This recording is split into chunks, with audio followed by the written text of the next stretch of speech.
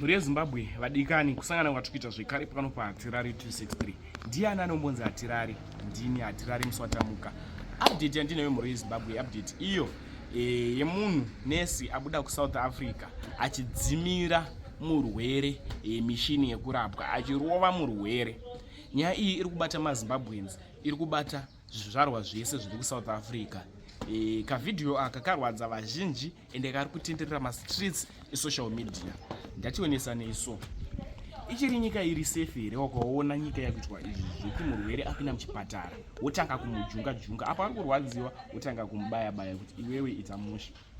Muri yeZimbabwe ka handidi kunyeperai, ndationesa in the comment section. Inisa Atirari ndipa kuzivisa news updates ezvinhu zvinoitika munyika yeZimbabwe.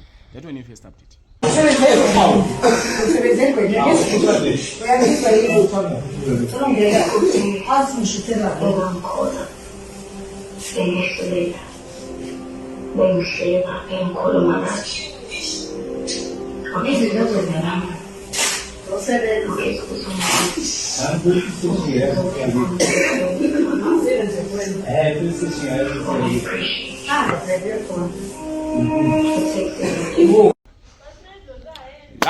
Last update iyo yemwana akabiwa muna 2013. Ndoti mubate nyaya.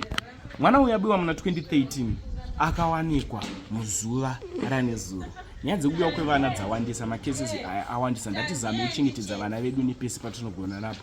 Ndakamborekodha update yemwana akabiwa ane 2 weeks akawanikwa ane 9 years. Ndakusiyeni tiona video mashirafu. Takagara zvekutoti pakazoita macyclone ese yakaitika pakati pesapa taingoti ameno hatichazivi kuti mwana ariko kana kuti mwana akafa. Sekuti mwana akatorwa achiri mwana mudiki asati aenda aziva kana kunyora grade 1. From now izvozvi haatozivi kana kuchikoro.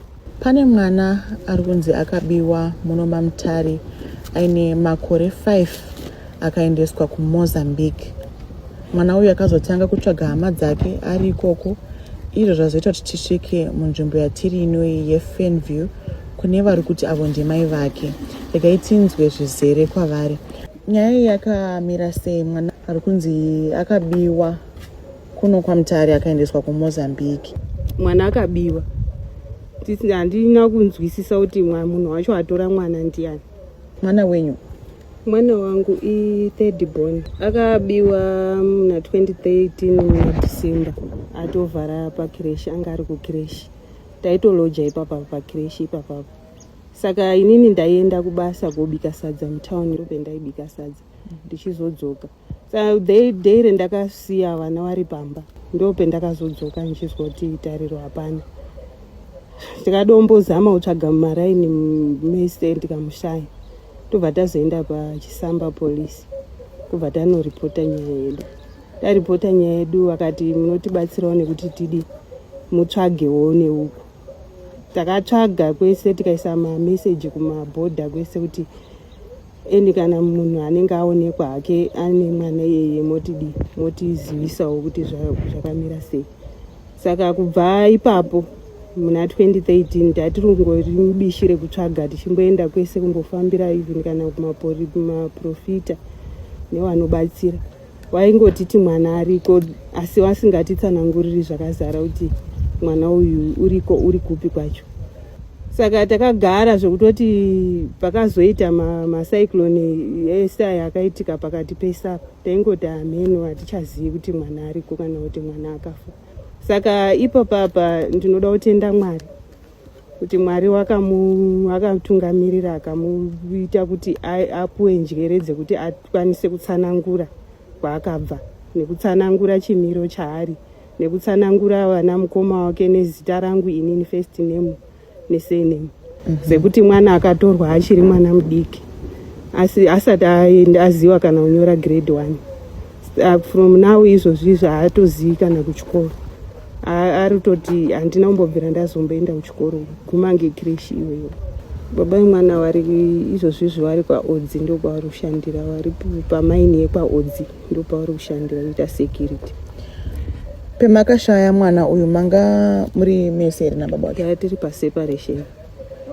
Baba vacho aitoenda zvekuMozambique vachindoita zvemabhero vachiita kurodha mabhero ikoko vachiunza kuzimbabwe. Asi that day ravakurosa kuenda kumozambique ndozuva rashayikwa mwana. Saka kana muchiverenga mwana uyu mane makore mangani muchimushaya? Ndane 13 years ndichimushaya. Izvozvi zvasvitsa 18 years. Apa mwana pandataura naye wezi watanga wandifonera ndimaimufundisi. Wandifonera manheru achiti ndine meseji yataona paonline.